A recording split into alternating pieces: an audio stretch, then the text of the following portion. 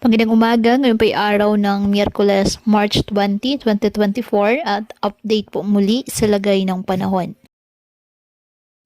Ayon sa pag-asa, easterlies o mahinit na hangin na nagmumula sa dagat Pasipiko ang nakakaapekto ngayon sa ating bansa.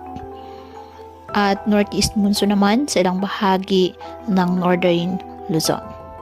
Wala namang bagyo o low pressure area na minomonitor sa loob at labas ng ating PAR na maaaring makapekto sa lagay ng panahon. Ngayong araw ang Batanes, Kalinga, Apayao at Cagayan asahan ng maulap na halangitan na may mga pag-ulan dahil po sa amihan.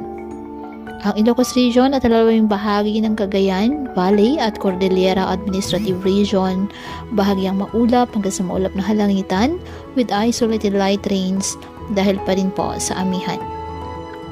Ang nalalabing bahagi ng ating bansa kasama ng Metro Manila apektado ng mga localized thunderstorms at ng easterlies.